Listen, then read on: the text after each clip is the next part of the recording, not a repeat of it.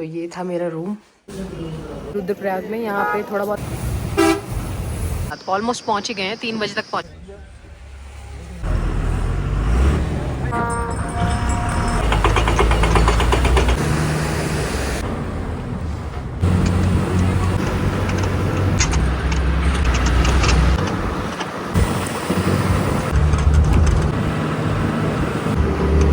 नमस्ते जी फ्रॉम बद्रीनाथ।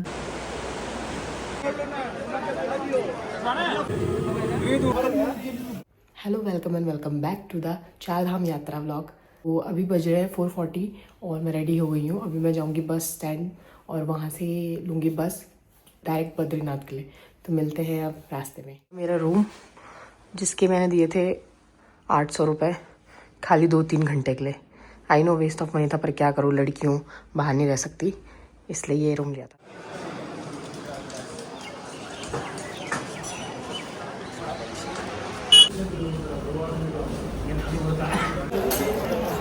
कैसी शक्ल हो रही है मेरी। तो अभी हम पहुँचे हैं रुद्रप्रयाग में। यहाँ पे थोड़ा बहुत नाश्ता किया, इसके बाद चलेंगे। हम लोग पहुँचेंगे करीबन 3 बजे। अब पता नहीं 3 बजे दर्शन होंगे नहीं होंगे। मैं सोच रही थी आज ही दर्शन करके आज ही हरिद्वार निकल जाऊँ, घर पहुँच जाऊँगी टाइम से, पर देखो कितना टाइम लगता है। मिलेंगे आगे।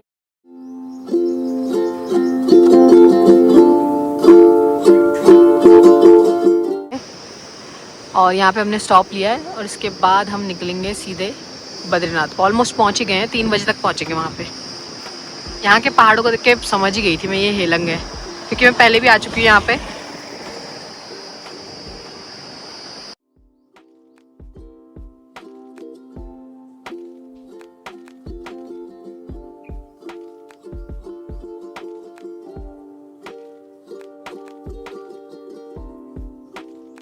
और यहाँ पे इतना ज़्यादा ट्रैफिक हो रहा था क्योंकि रोड्स भी बन रही थी और ये सिर्फ वन वे था, तो बहुत ज़्यादा ट्रैफिक था यहाँ पे। मतलब हमको नहीं भी हो तो 1-1.5 घंटा लगा यहाँ पे ट्रैफिक में खड़े खड़े।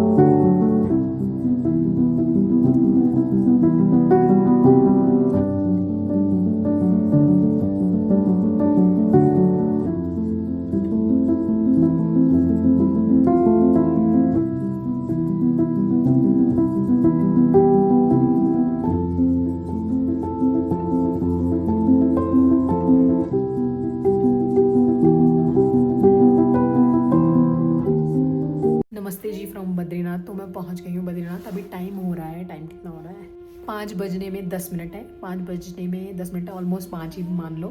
5 बजे में पहुंच गई यहाँ। हम निकले थे, कब निकले थे हम केदारनाथ? 5 बजे, और शाम के 5 बजे पहुँचे क्योंकि इतना ज़्यादा ट्रैफिक था कि, और रोड्स भी बहुत ख़राब हैं, देखा ही होगा आपने वीडियो में। तो अभी मैंने यहाँ पे एक डिसेंट सा रूम लिया है, एक डिसेंट सा रूम लिया है क्योंकि मुझे सिर्फ आज दर्शन करके आऊँगी। उसके बाद मुझे अर्ली मॉर्निंग 5 बजे निकल जाना है हरिद्वार के लिए। तो जल्दी से थोड़ा बहुत फेस वॉश वगैरह करती हूँ। हाँ, मैंने सुबह लिया था। जल्दी से फ्रेशन अप होके मंदिर में जाती हूँ दर्शन करने के लिए। मिलेंगे अब सीधे मंदिर।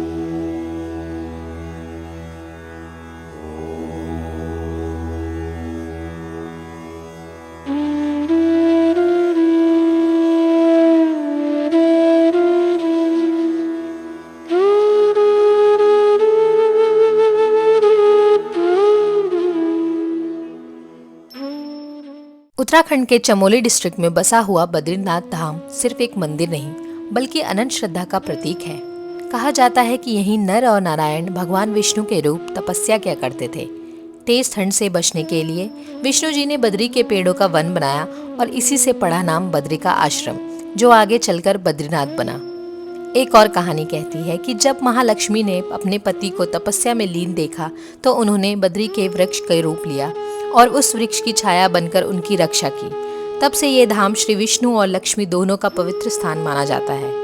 ऐसा भी माना जाता है कि यही वो स्थान है जहां आदि शंकराचार्य जी ने नारद कुंड से बद्री नारायण जी की मूर्ति प्रकट की और तब से ये धाम 4 धाम यात्रा का आध्यात्मिक हृदय बना हुआ है। आज भी जब कोई यात्रा पर आता है तो केवल एक मंदिर नहीं देखता, वो उन कहानियों को महसूस करता है जिसमें भक्ति, त्याग और प्रकृति का अनंत आशीर्वाद समाया हुआ है।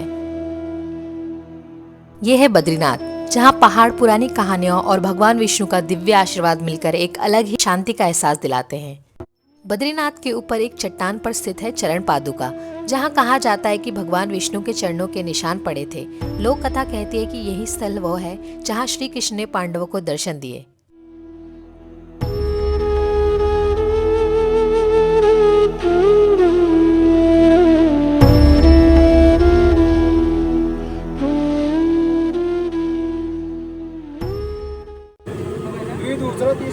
अच्छा 110।